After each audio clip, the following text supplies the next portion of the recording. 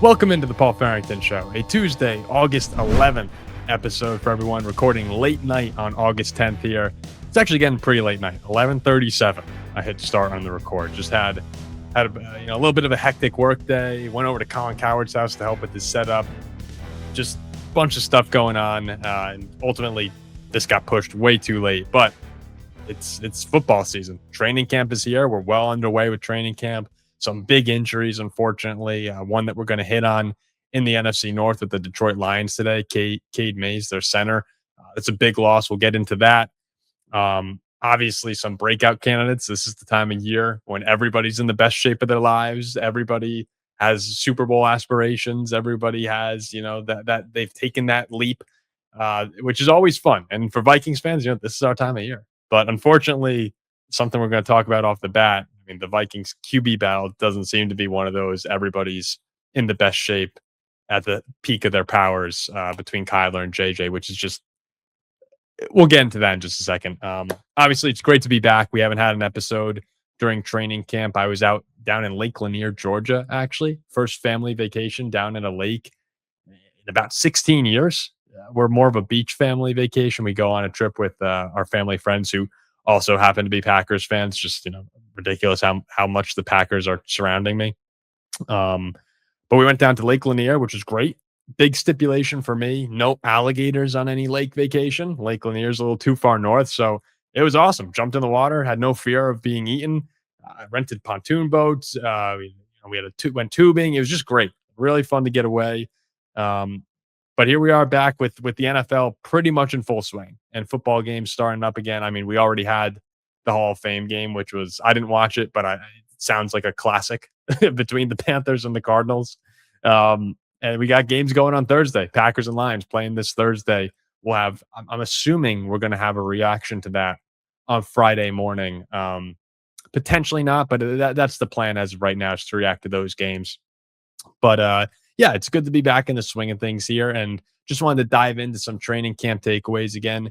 If you haven't subscribed to the channel, would love for you to hit that subscribe button as we're approaching 30,000 subscribers. We're really, I think it's just going to be a great football season coming up. We've signed on with North Station Media to be part of their podcast network for the season and potentially beyond that.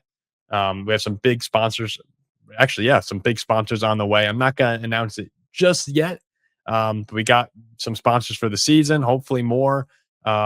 Really excited to be part of this. Now that still means we own 100% of the show, right? I still own 100% of the show, but we're part of this group that's going to help us with advertising, and we'll be part of their audio platform. So it just nothing changes for anyone, but it's just another successful step for the show here. I'm really excited to see where we go with that. We have some Twitch meetings coming up as we're going to try and continue that partnership. It's just a really exciting time at the Paul Farrington Show, and really appreciate you guys who are sticking with us throughout the entirety of the past 3 years we've been on this run. And really I hope everyone gives themselves a round of applause. We raised $2,810 during the Ziggy farewell stream for the American Red Cross. With the goal of us helping out with the tornado that ran through Wisconsin. Amazingly, I heard Andy Herman say 0 deaths from that tornado, which is just crazy when you saw the level of destruction. But even though, some people, a lot of people lost a lot of things, just crazy blessing that no one passed away from that. But $2,810 raised from the stream. We had no idea, no expectation of the number getting that high, but it's really a testament to everybody who was on that stream and who listened afterwards, donating. Seriously, a real round of applause to everybody for raising that much money for a great cause. We have such a great listener base here, and I can't wait to continue to engage with you guys about football, which again is underway. So let's get into some NFC North training camp stories. Touch on one more story towards the end with some big contracts being handed out, some major players in the running back market, and Zay Flowers with a deal that a lot of people were surprised about, $35 million a year. But we'll start with the Vikings. It is genuinely amazing to me how at every twist and turn of this quarterback saga we've had since the Sam Darnold, takeover in 2024, how every time you think it truly can't get worse than what it's at right now. It finds a way to get worse. So I'm here August 10th, 11:42 at night. I have my chamomile tea. Ziggy would be proud of me. Chamomile tea. Actually, Ziggy would hate this. He'd be like, "You need your tea at 180 degrees exactly," and he'd have some, sacred rock from out in Asia or something. Anyway, I have my chamomile tea right here to help keep me calm because we're not there yet. Okay, we're bordering on the nightmare situation. And if you go listen, if you go listen over to Purple Daily, our friends over at Purple Daily, I guess we could say friends. Phil Mackey's been on the show. Our friends over at Purple Daily. If you listen to Judd Zolgad, who's I've followed my entire life. Hopefully one day he could come on the show. But Judd sounds like he's on the verge of tears when he's talking about the quarterback competition. Dreadful is the word he used to describe Kyler the past few days. They asked him, how would you rate the guys 1 to 10, right? Because initially it seemed like Kyler was pulling away from the job. With the job, any national media covering the story was indicating this is Kyler's job for sure. It's a sham competition. And he's going to run away with this thing because JJ looks horrible. The initial stories coming out in early training camp was that JJ McCarthy looked terrible. And Judd's given them grades. I think he gave them as of Saturday. So there's been an extra day of practice since then. But he gave McCarthy a 3 out of 10 and Kyler a 4 or 5 out of 10. So this competition is not two guys duking it out who are playing great football. And, the Vikings have a real difficult decision on their hands because one of them is going to be a star. No. Right now, the way it sounds is that Kyler and JJ cannot string together consistent practices by any means, by any stretch of the imagination, and that we're going to be stuck choosing really, the better of two evils in this. You shouldn't call a person evil, but you know what I mean. This is not two stars going at it. These are two guys who are struggling day in, day out, and the Vikings are going to have to, hope that it works out with whoever they choose. So as this continues with JJ recently outplaying Kyler, Phil Mackey brought up, and the reason I'm going to mention a lot of podcasts because I had a 14-hour drive back to Chicago. I was listening to a lot of podcasts, right, across the NFC North, across the entirety of the NFL. But Phil brought up an interesting point of, as JJ seemingly is winning more days of this competition, at what point should we look at this and say, Kyler's being paid $30 million by the Cardinals to not be there. Kyler's missed 30 games since 2021. He played in 5 games last year. In the Mike Sando rankings, he was a tier 3 quarterback and in tier 4 for 50 executives, right? You split between tier 3 and tier 4 among 50 executives. Kyler Murray is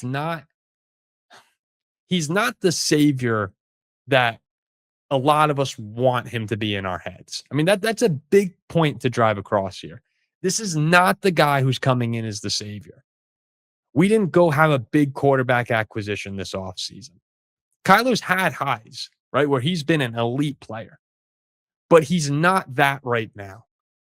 And I think that there's been a little confusion, and I've now this is where all the people who listen to the show are going to say, you had the rose-tainted glasses. But even I fell for it a little bit too. I'm envisioning the best version of Kyler Murray, and he hasn't been that for a long time. So even though we all want him to be that, right now he's a reclamation project. And we're seeing that from everyone who's at training camp. They're all saying that, he's up and down. And there are some days where he's really, really bad. I mean, it sounds like at the Sunday night practice, he's just throwing picks left and right, being sacked. I mean, his numbers in the 7-on-7 drills are 29 for 47 in 7-on-7, where you're supposed to be picking apart the defense. And look, the Vikings have a very good defense. I mean, it's probably going to be with a top 10 unit, maybe a top 5 unit in the NFL. Brian Flores is brilliant, arguably the best coordinator in the sport. You still should put up pretty good numbers in 7-on-7. You should still, there's no, you could have a little bit of leeway for going against a really good first team defense, but it can only take you so far in arguing for Kyler Murray here. But that leads to the question of, is this now not a fake competition? Is this a real competition between Kyler and JJ? And because up till now, the Vikings tipped their hand. Kyler's had 2/3 of the reps with the first team. He's been the guy that they plan on starting all along. But every day that JJ outperforms him, in the moment, again, we talked about this during the regular season. Football is such a what are you doing for me now sport. Every single take people have, every reaction fans have, and it impacts coaches and players too. It's based on what happened most recently. And it's easy over the course of 10 days to start that story with Kyler. It's Kyler's job, right? We brought him here for a reason. It's his job to lose. Where 10 days later, if JJ's outperformed him in 7 to 10 practices, to start to go, okay, maybe we need to pay more attention to this thing. I don't think we're there yet. Okay. I don't think we're there at this point in time. And part of it's because Kyler's cracked the door open, but JJ really hasn't busted it down. JJ the other day, he's 3 for 4 at practice. I think on the Sunday night practice, he's 3 for 4, has the unbelievable throw to Miles Price. It's all over social media. Hot start. After that, he goes 3 for 13. So it's not like JJ McCarthy's putting up world-beating numbers here. He's not having a banner training camp. JJ's struggling too. I mean, Judd said he's been worse than Kyler most of the time. But it's just disappointing. It's just really, really sucks as a Viking fan right now that you're going into training camp thinking one of the two has to be good, right? One of the two will at least be decent. And when Kevin O'Connell's given a decent quarterback who stays healthy, you've seen what they do. They win 14 games, they win 13 games. Like, they'll be a competitive team. And the thought right now of going into another year where the quarterback struggles week in, week out. I know we revamped the running game, and that's a big storyline that's being ignored, is that the Vikings are going to try and have more outside zone and have the unit moving like a tidal wave, right? And you see teams like the Seahawks and Detroit who can really establish, or who am I thinking of? The Eagles, I'm sorry, not Detroit, who can establish, a ground game, a prominent ground game as the focal point of the offense. I mean, those teams have Saquon Barkley and Kenneth Walker, and that's something that's really disappointed me with the Vikings, is the lack of addressing the running back position. I like Aaron Jones, but he's old and he's injury prone. I like Jordan Mason, but he lacks the explosiveness that you want to have in a primary running back. Doesn't feel like they have a thunder lightning combination. It feels like they kind of have a maybe Thunder and Jordan Mason and a dying running back in Aaron Jones. So I just can't see this offense being anything special if Kyler or JJ doesn't take a step forward from where they're at now. And it really stinks because the team itself it's filled with stars, and the defense should be really good again. And Justin Jefferson sitting here in his prime, and it feels like we're wasting it. The same way we wasted Stephon Diggs and Thielen and Adrian Peterson and Randy Moss, all these guys the Vikings have had, compared to other teams in the league, we've had an embarrassment of riches at some of the skill positions where, I mean, Adrian Peterson, Randy Moss, guys, we're talking all-time great players. Justin Jefferson, all-time great player. And they usually have one run in them. Randy in 1998, Peterson, 2009. Jefferson hasn't had that yet. The Thielen Diggs combo at 2017. It's not good enough. And quarterback's been the main culprit for that a lot of the times. And, as this story continues, I mean, we'll see. Kyler's going to win the battle. Like, I'd be stunned if JJ actually won this. Who are you going to pick? The former number one, if they're both struggling, the former number one overall pick who's coming back from a season-ending injury, still learning and adjusting with his new guys, or the guy who, he's young and he's been hurt a lot, but is coming off arguably, one of the worst seasons in the history of football for a quarterback, the second worst compared to Jamarcus Russell. You're going to go with Kyler. So unless one of them really separates down the stretch here, which it doesn't seem like either of them want to do, it's hard for me to envision a world where Kyler Murray is not starting week 1 against the Packers. Now we'll see. Right, this week we'll learn a little bit more if JJ actually has carved into that those first team reps, that Kyler has the 2 out of 3 advantage right now. It would just be really shocking to me. And it's just, man, if they come out against Green Bay and the offense is just miserable, it might be a long season. I'm not hitting panic yet, right? If it's a panic meter, I'm at 6 out of 10. I wanted to come on here and be like, I'm at an 8, I'm at a 9, I'm losing my mind. Put "This Is the Nightmare" in the title, things like that. But I feel like I'd be disingenuous if I did that, because it's still early. We're still very early into, I mean, we're not even in the season. We're midway through training camp. So I'm not doubting that that Kyler, right? I'm not doubting that Kyler can put it together, and as he's given more time here and getting his timing better with everyone. Sounds like a lot of the missed throws too are just Kyler being off, which you don't want to see, right? You don't want to hear that, but just not being on the same page as some of the guys. I think the Vikings actually ended practice early after one of them, but it's just a shit show. Speaking of shit shows, if you're a Detroit Lion fan, you gotta just be staring at the wall. Maybe you're staring at yourself in the bathroom mirror, saying, "What is going on here? This can't be happening again." Again, the season hasn't even started, and it feels like the Lions just getting bit by the injury bug again. I mean, this team. I was talking with a handful of my friends who are big Lions fans. If you go back over the course of the 2020s, you can probably make the argument that the 2024 Detroit Lions are the best team of this decade. That was the 15-2 team, the team that took the 1 seed away from the Vikings final week of the season, that crazy week 18 game. Just horrible. But 15-2, Jack was saying, they were on par with the 2007 Patriots, which was probably hyperbole, but the numbers they were putting up were like kind of closer than you'd think. And all of a sudden, the entire defense went out. Every single person on their defense got hurt. And they start allowing 40 points a game to everyone other than the Vikings. NFC divisional round rolls around. They're hosting the game. Ford Field's rocking, and the Commanders waltz in with rookie Jay Daniels, and they light them up. I mean, they beat the shit out of them. And the Lions just couldn't keep up every game. That's just, it's impossible to keep up when your defense is allowing 40 points a game.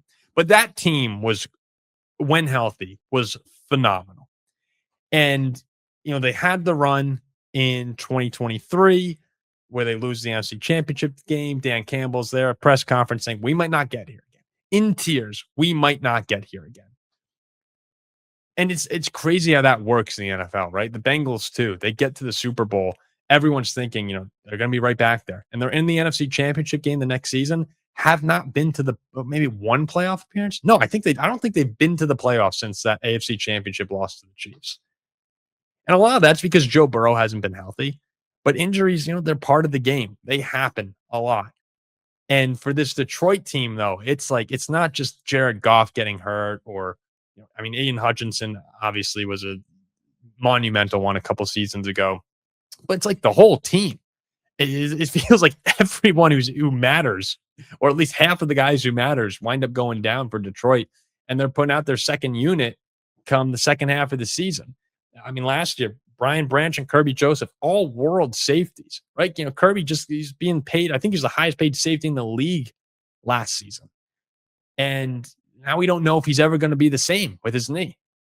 And Brian Branch is coming back from an Achilles, which from everything it sounds like he'll be, okay. But that's a major injury.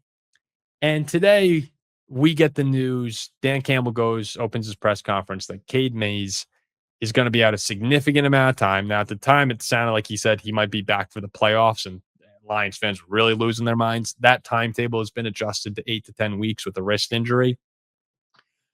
But you still just sit back and go, man, after this shit show of Graham Glasgow last year, just how horrible the interior was. We go out and we make this was the big signing for Detroit. 3 years, $25 million. Cade Mays is not a superstar. He's not Frank Ragnow.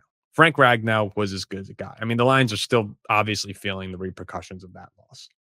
And they're feeling the repercussions of Kevin Zeitler too. I mean, when you have these guys up front, these monsters, these behemoths, and you kind of start to take it for granted. And look at Tooney with the Chiefs, right?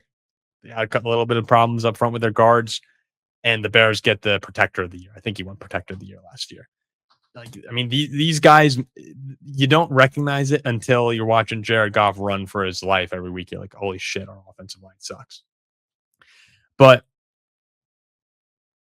Cade Mays is probably a little above average. You listen to Panthers fans talk about him last year. Like, yeah, he for what he got in Detroit, 3 years, $25 million, we would have liked to have brought him back for that. He played above that level, and he was serviceable. I mean, above serviceable. He was good. And when you have the difficulties that Detroit had last year with the center position, you thought, okay, this is like, we've fixed this here.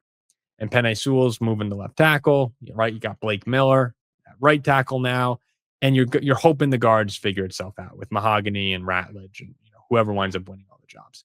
But this does leave a big hole now, and I think you're okay. That's the one thing I want to stress to Lions fans. I've listened to a handful of reactions today, and people are talking, like this is the end of the world. It's not good. It's not good. But he'll be back week. What's the Lions schedule here? The Lions, he'll be out 8 to 10 weeks. So the Lions have a bye week 6. You're probably getting him back week 7 against Green Bay, which all things considered, that's a good game to get him back for. He's going to miss New Orleans versus New Orleans, at Buffalo versus the Jets, at Carolina, at Arizona. 3-2, 4-1 or 3-2. Anything worse than 3-2 and the Lions are in some trouble. But you have to imagine that you feel good about the Jets game. You feel good about the Cardinals. You're probably going to lose at Buffalo with or without them. New Orleans and Carolina, maybe you go 1-1 and you're 3-2. And now going into this Green Bay game, you're out of your bye week. If Brian Branch and Kirby Joseph start the year on the PUP list, maybe leave them out for that Arizona game in week 5, thinking you can go down and beat one of the worst teams in football, get the bye week, an extra week of rest. And now you're heading into this Green Bay game at home. Game of the week. It's going to be on Fox. And you get Brian Branch, Kirby Joseph back, and Cade Mays. That's your hope right there. And you know what? Listen, guys. If Cade Mays being out for 5 games, 2 of which are the Cardinals and the Jets, destroys your season, you're probably not winning the Super Bowl anyway. Right? I mean, Juice Scruggs is taking over, and Juice Scruggs infamously, right, the Ian Rappaport tweet where he made it sound like Juice Scruggs was so bad the Texans were willing to trade a 5th-round pick to just get him off the roster. That's the way that his tweet read. And we talked about it on the show. It was pretty hysterical. Juice Scruggs, it sounds like, is the favorite to take over that job. But Detroit's, they're going to have a bunch of guys testing it out. I think right now, Seth McLaughlin, a former Ohio State center, who was, by the way, a consensus All-American before he ruptured his Achilles in 2024 and went undrafted. Consensus All-American in Ohio State. So maybe there's something there. He was taking reps today. I know Tate Ratledge is going to get some looks there, but do you want to disrupt his progress at guard? Maybe not. So it's not ideal for Detroit, obviously. And I can easily see the world where Lions fans are going, my God, Mays is hurt. Branch and Joseph probably going to be on the PUP list to start the year. Bridgewater retires out of nowhere. By the way, Bridgewater, one of my favorite players of all time. If you've been following the show, you probably know that I used to, actually maybe not, that I used to write for the Viking Age when I was a teenager. I wasn't very good, but I enjoyed doing it. It was a way to, just kind of get involved with sports media at the time. And one article that I think was picked up somehow and put on Fox Sports, I wrote Teddy's knee and the utter sadness of being a Vikings fan, and just pretty much detailed my day that I found out Teddy Bridgewater almost lost his leg and effectively ended his career, unfortunately. I was packaging cookies in the Acme Bakery as a senior in high school, or soon to be senior in high school. And it was horrible. Went to the break room and teared up. So terrible. But you could go read that article if you want. I've always loved Teddy Bridgewater. But still, he retires out of nowhere. What's the backup situation? Well, you're bringing in Josh Dobbs. Josh Dobbs wasn't on a team before this, so you downgrade there. Pacheco, I believe, is banged up. I mean, it just feels like this Lions team is already falling apart before the season started, and it was already beginning to be a situation where it seemed like, Terry and Arnold's gone. Do you really trust the secondary? How many points is the offense going to have to score week in and week out to win games? And now the offense loses. I don't. People were saying, after Goff, Cade Mays is the number one guy you don't want to lose. I don't know. I think Sewell's more important than Cade Mays. Um, I mean, Jahmyr Gibbs and Amon-Ra, maybe not Amon-Ra with the depth there, but man, it's not a good. It's a bad injury for Detroit, and I feel bad for him because man, this team was. It felt like they should have got to a Super Bowl during this run, and the window just. I don't know if it's going to work out. I remember saying to the guys during that run in 2024, there are some teams that just have that curse. We're one of them. Like the Vikings are one of those teams. And Ziggy and Jack were adamant that the Lions had broken their curse. That the year they were having clearly highlighted that they were ready to win. And I said, you guys don't get it. These cursed teams, the curses manifest themselves in ways that you don't really understand or see coming. And for Detroit, it was the entire defense getting hurt. And here we are again. A lot of people are high on the Lions. I said they were going to win 13 games. And right now, it's hard to get to 13 when you have as many backups starting the season as they do. And who knows? Who knows how these guys come back from injury? All right. Let's go over to Chicago, where the vibes. I mean, talk about the Vikings and Lions being down. The vibes in Chicago, my city, sky high right now. And you listen to Ben Johnson talk, you just go, man, this guy knows what he's doing. This guy he's in control. He is completely in charge, and all the Bears believe it. I remember being at the 2020, and there's a couple guys I want to talk about right now.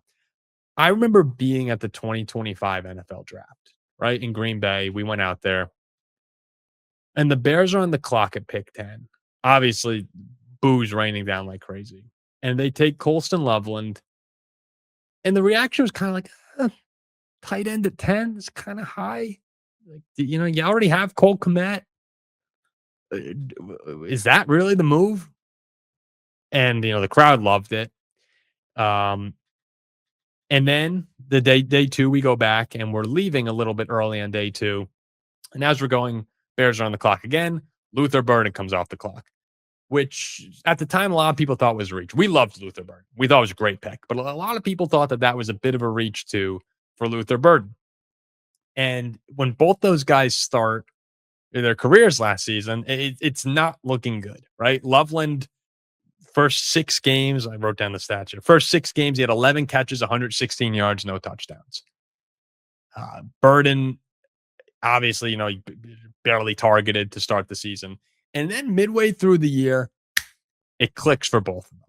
Colston Loveland explodes in week 9 against the Bengals, ends the year with 700 yards and 6 touchdowns, right? Most of that coming post week 9. Luther Burden, starting in week 11, would have been on track, right? He put up numbers equivalent to an 80 catch, 1,150 yard season. He yards per route run, he was 3rd in the NFL on the year, right? Behind JSN and Puka Nacua. I mean, he had a really strong rookie year when you break it down.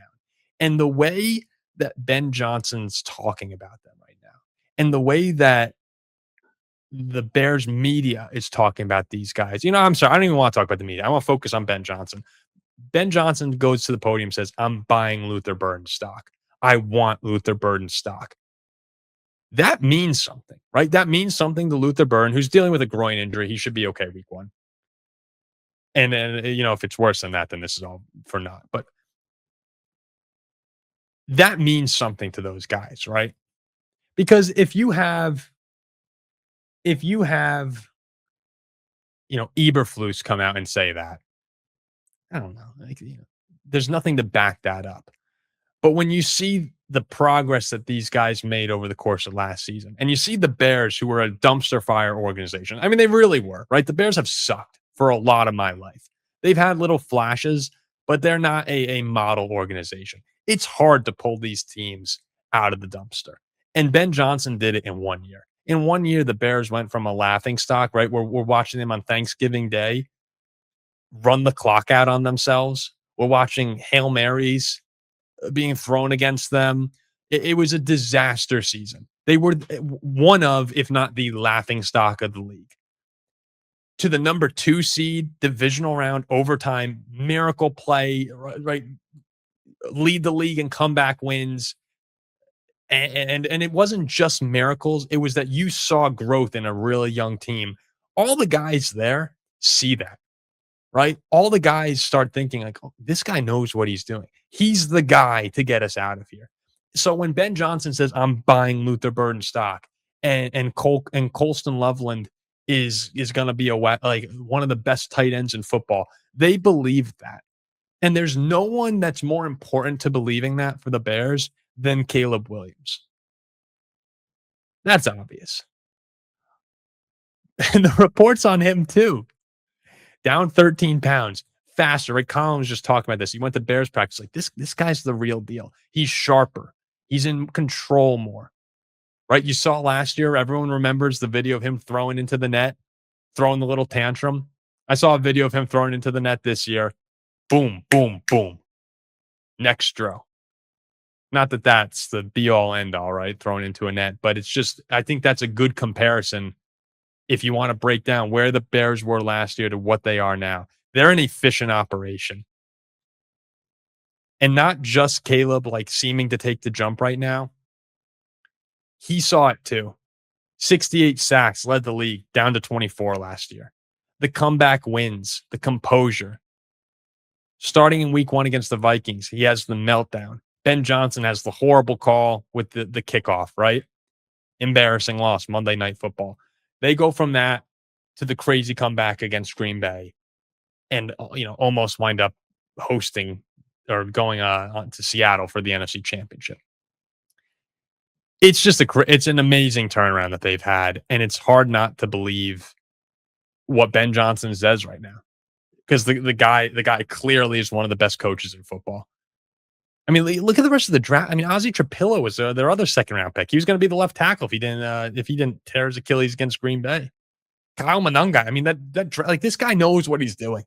This was his first year of guys, and they're all the people that seems like are going to be the future stars of the Bears.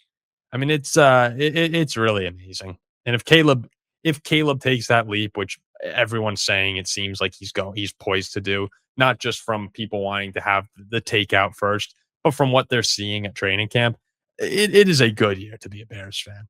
I'm excited to be in Chicago right now, but man, I'm jealous. I'm very, very jealous of the Lions, Bears, and Packers. Having that quarterback situation, worry free. Can't imagine it. I mean, I guess with Kirk we had it, but it's different when you have the guy. And all of them, I mean, you could argue any of them are top 10, maybe as high as 7 in the league. Some people have Caleb top 5 already. A little rich for me, but I don't know. When Ben Johnson talks, you listen right now. We'll finish with the Packers in the NFC North here. Then there's a quick take I want to talk about with the running backs. But speaking of the 2024 draft, when Green Bay was on the clock and they took Matthew Golden, opposite of, the boos and the murmurs when the Bears, the Bears pretty loud when the Bears were up. It was a roar. I mean, the building that we were in, we weren't at looking at the podium. We were at a building like right off to the side. It was shaking. The excitement around Matthew Golden was, being the first Packer receiver in over 2 decades drafted. Like it was palpable excitement. I mean, clearly. And his rookie season didn't go the way a lot of people expected. You saw Emeka Ibuka with the crazy start. Ted McMillan was obviously awesome all year. And Matthew Golden he didn't get on the field a lot. When he was on the field, didn't make too many plays. But what he did do is he had a couple major fourth down conversions against the Bengals, the Cowboys, the huge touchdown in the playoffs against the Bears. He still made critical plays. And Jordan Love still trusted him when the game was on the line in pivotal moments. And that means something. But it wasn't the kind of season where you walked out of it saying, okay, like he's a future superstar. But you did walk out of it going, okay, if we use him right, or if we use him more, there's still a lot of talent here. And from all accounts, it seems Matthew Golden went into this offseason trying to get right, not just, physically again, but mentally. Like, I'm overthinking this. And the reports in training camp right now, he's dealing with the toe injury that they can linger. The reports are that he's awesome. And this, where I'm not running away with it yet, is because we heard this last year that he was just a beast. But the opportunity is very different. When Romeo Dobbs isn't in the room, when Dontavian Wicks is no longer in the room, Matt LaFleur is saying, I want to use 11 personnel more, right, which would have 3 receivers on the field. You have Watson, you have Reed, you have Matthew Golden. That's it, right? Savion Williams, Sky Moore, Bo Melton, whoever you want to say is after him. There's supposed to be a level jump, right? So Matthew Golden has a huge role. Whether he winds up the number 1 or the number 3 receiver, he's going to be on the field a lot. He's going to be used a lot. And it sounded like family night. He just lit up Keyshawn Nixon, who's dealing with his own situation right now of whether or not he's going to hold on to the starting corner job. I believe that Cisse and St. Juste had some moments where they were the 2 guys on the field. I don't know what practice it was, but the most recent Packers practice. But it seems like Matthew Golden is poised to take that jump. And, he's in a massive role, because in the past, if Watson or Reed went down, right, 2 guys who are very injury prone, and Reed's already a little banged up again. All of a sudden now, you're not sure if you have 3 but 3 receivers you truly trust. In the past, those guys are hurt. You have Wicks and the plethora of receivers the Packers had was really crazy. But that's what made it difficult to get Matthew Golden involved, right? I mean, even next year, it's going to be difficult. I was talking with my dad and one of the friends we were on vacation with, who's a Packers fan, just about what the expectation for Golden is. And we talked about with Ziggy too, right? And Jack. Does he get to 1,000 yards? I don't know. Like, you have a lot of mouths to feed. But if everyone stays healthy with Watson, Reed, Kraft, Jacobs, fill in some other guys, Matthew Gold, where does he fall in that pecking order? He doesn't need to come in and be the Stephon Diggs to Josh Allen, right? To help your quarterback take that next level up. I don't think anyone expects that. But you need to get more than you got in his rookie season. And I'd be very excited with the way everyone's talking about him so far this training camp. Again, he did it last year, so it makes you hesitate a little bit to be like, okay, like, this guy's going to be a stud. But I do think that the major differentiating factor is the opportunity in front of him. Like, it is his job to lose at this point. He's going to be involved. He's going to be on the field a lot more. And now it's up to LaFleur to be more creative with them, right? Is it just going to be reverses and dump off passes, or are you going to exploit him downfield? You saw him on Family Night make a couple great plays. I don't know, 1,000 yards. I guess that's what you want. I think it might be closer to like 800. That'd basically double, right, what he did last year. You need a touchdown. Jack's begging for the Lambeau leap. But I think Golden's going to be very good this year. And if he's anything more than very good, then it's watch out. I don't know how you stop this Packers offense. Looks like Tucker Kraft should be good for week 1. That's what it seems like. Xavier McKinney's been awesome. Micah just came out and said week 6 against the Cowboys is a good target date. What would that put him? Week 6. So you'd miss him for Minnesota, New York, Atlanta, Tampa. Chicago is when you'd really want him back for week 5. But you don't want to rush him. So if it's week 6, then you get him back before the Detroit game, which is another big one. But yeah, by all accounts, it sounds like the most important guys for the Packers, right?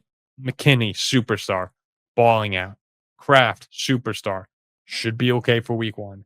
Micah, week 6, All things considered, not so bad to get him back then. Golden playing well. The guys who are really, really going to matter, it sounds like, are all in the right spot. And for this team, another team that's just struggled to stay healthy, we'll see if they can do it this season. But if the Packers do stay healthy, get their stars back by that Detroit game in week 7, like it's on. And Detroit's going to have their guys coming back for that. Like, it's going to be very interesting to see who survives, right, in the NFC North. Bears right now are, when they got Kobe Bryant out, right? I forgot to mention that. Kobe Bryant, like, there's some key players who aren't going to be there for the start of the season. So how a Bears secondary that has some holes in, some question marks. Kobe Bryant was filling in for three guys, right? 3 safeties left. Chicago. It's a new safety group. For them there, Packers up front with Micah, Detroit all over the map, and then the Vikings QB battle for a division that it feels like all the teams can compete to win it. And we've talked about 3 teams making the playoffs. At the same time, like, there's a world where you can start looking at this going like, okay, schedules are they're tougher. Some key players are coming back from injury. Will they all come back top shape? Probably not all of them. All of a sudden, like, a great division can become mediocre quite quickly. So I'm really excited. I think it's as exciting a year as you can have as an NFC North fan.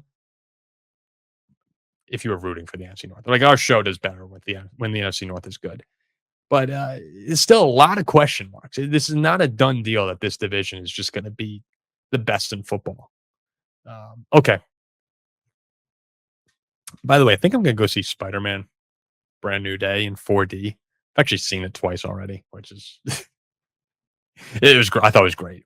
But the 4D sounds just, one of my friends went and said it was sick. And I've never done 4D before. So last thing I want to talk about, there were some big time I just want to pull them up. Some big time deals were made over the past week and a half that we didn't have a show. So Jahmyr Gibbs, Bijan Robinson, Jonathan Taylor, the running back market. Gibbs is getting $22.5 million a year. Bijan $22.5 million a year. Taylor $22 million a year.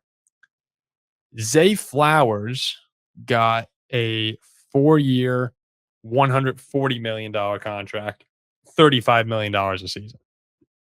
I think with his current deal, it's like $28 million if you average all 6 years, but like $35 million, right? Like Alec Pierce got $28.5 million this year.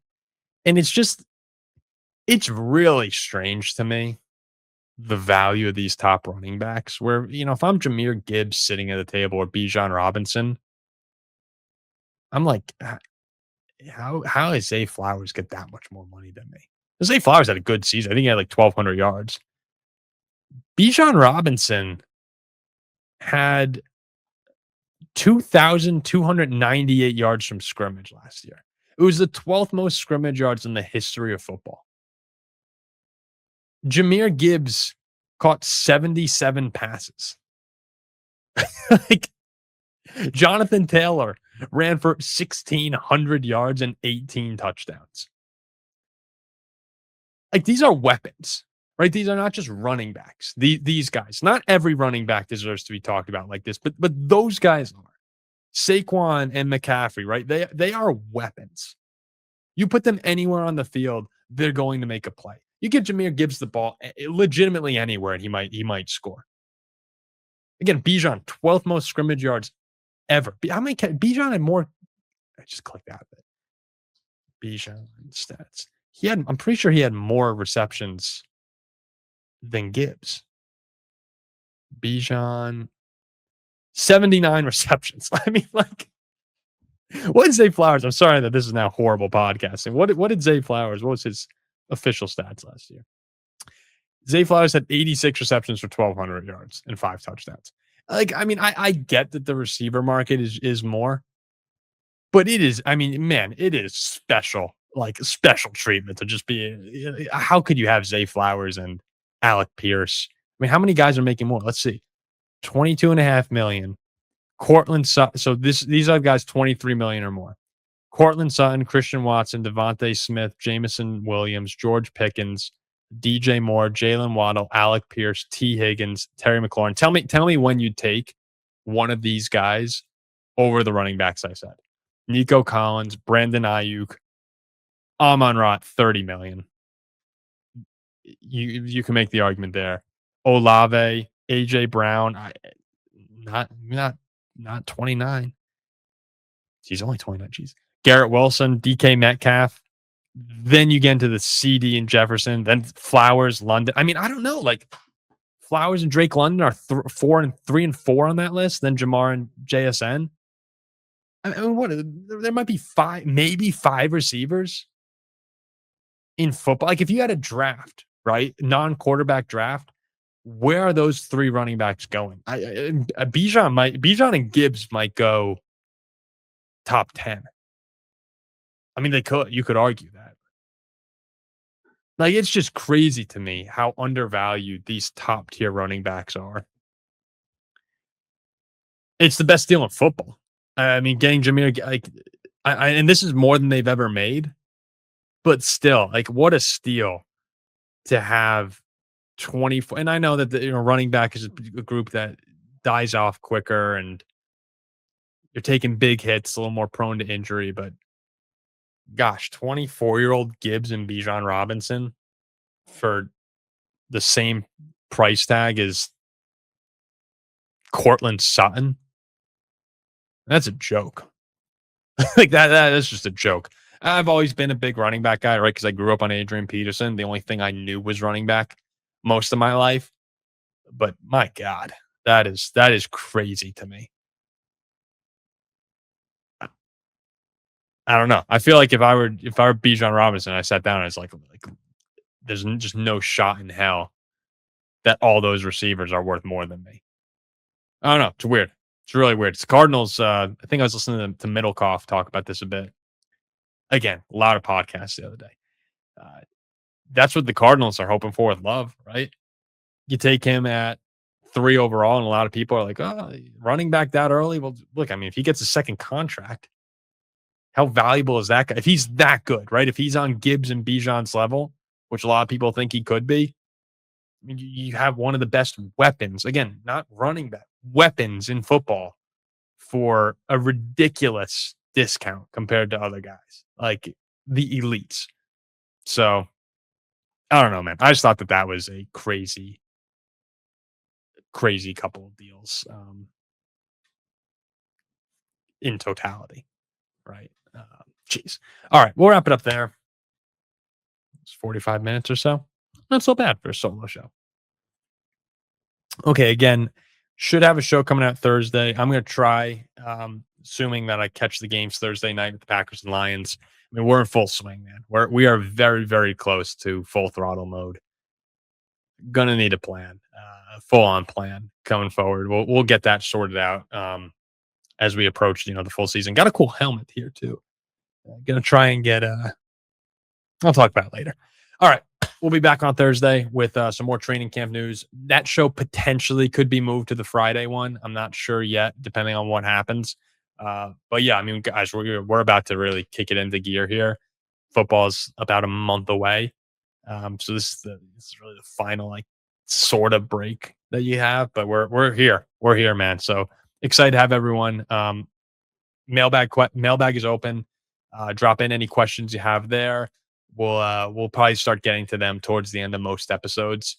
And again, if you haven't subscribed, please subscribe to the channel. Let us know what you like, what you'd like us to improve on. Any critiques you have. Like, I don't care. You can say whatever you want. All right, we'll see you later this week.